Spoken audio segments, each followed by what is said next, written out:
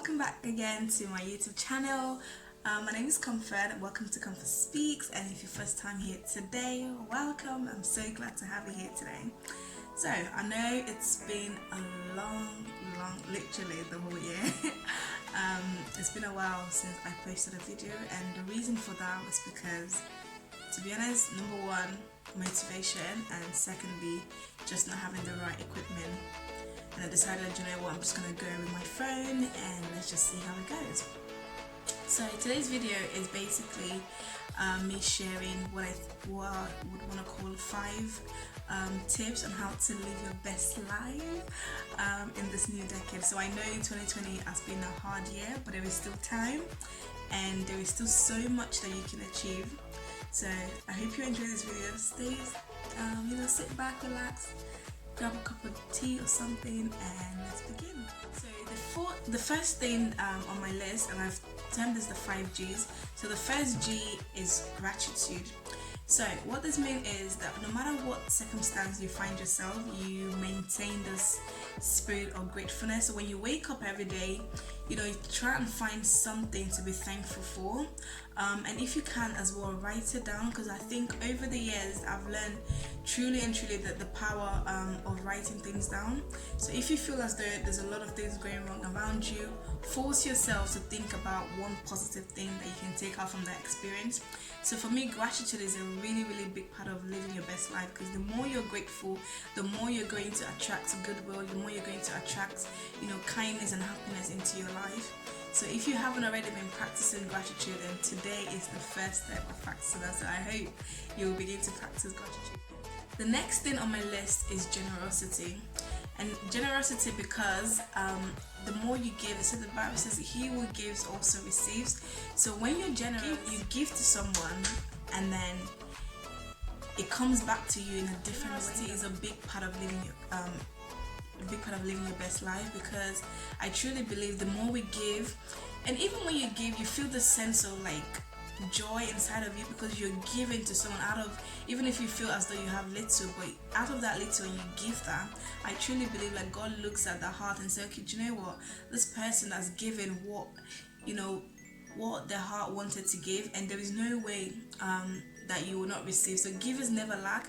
However, the fact that you're going to receive shouldn't be the reason why you give in the first place. So I feel like generosity should just be a way of life. So it could be giving to friends, giving to family, even strangers.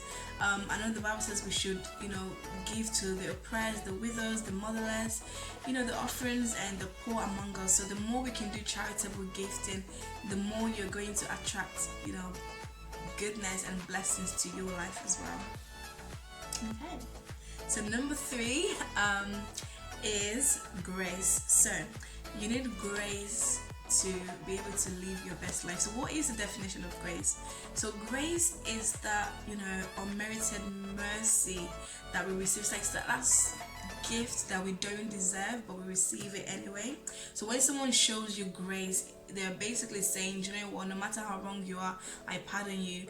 Even though you deserve this bad, then I'm going to replace that bad with a good thing. So to truly live, I think we really need to receive, and this grace has been freely given to us by Jesus Christ. So it is just left for us to accept that gift and to really walk in grace. I feel as though a lot of people, even though they call themselves Christian, they don't really understand the concept of grace, and they don't really know how to activate it and how to make it work for them. So if you're one of those people who you don't have the understanding of grace, then I would employ you to really take the time for the remainder of this week or over the next couple of weeks to just seek the face of the Lord regarding this, and just ask God, you're quiet and just pray to God, God, I want you to reveal yourself to me. I want you to increase my understanding of what grace means, and I want to experience this grace that everyone is speaking about. And if once you finish that prayer, also go in the word. There's so many scriptures. I'm going to share some on the screen which speaks about the grace of God and what the grace of God does for us, and how we can access it and how we can continuously walk in that grace. And one thing I want to say about grace, this grace is available 24/7. Even if you feel as though you've fallen off the wagon, you can come back tomorrow morning and grace is there waiting for you. You know, there is nothing you can do that will stop God from loving you, that will stop God from, you know, inviting you into his presence and showing you grace. So God is such a gracious God, and he wants us to experience that grace in our life. Number 4 tip is gentleness. I feel like we're in a generation where everybody is so quick to cancel, to get upset about the little things. However, the Bible says a gentle answer deflects anger. So I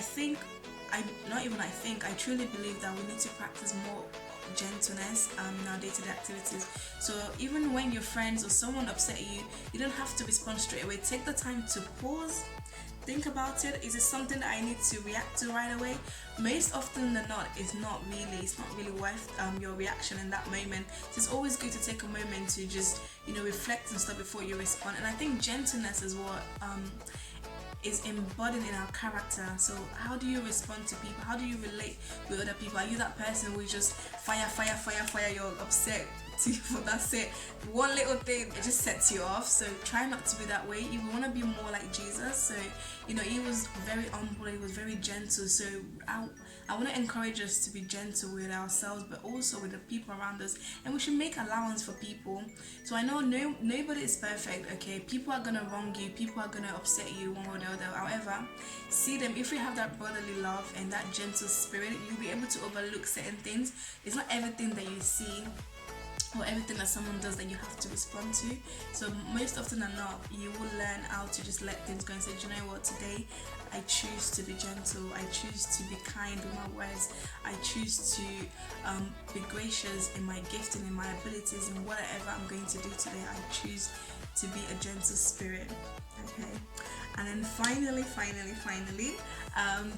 which should technically be the first, is God. So I think without God it is impossible to do anything right in this world, in my opinion. So I think if you don't understand, when I say God, I really mean like having that personal relationship with God and having the understanding of who he is and the plans that he has for you.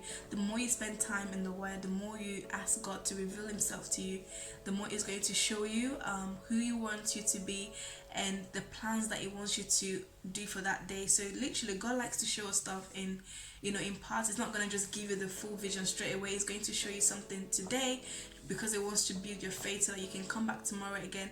It wants us to always depend on him. So God doesn't desire for us to just live the way, you know, people say, oh, you're the author of your own ship. I don't believe that's true.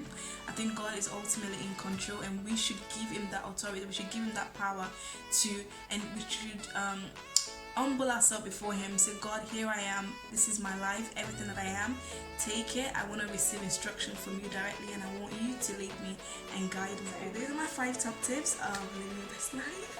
I really hope that it blesses you one way or the other. So to recap, then we've got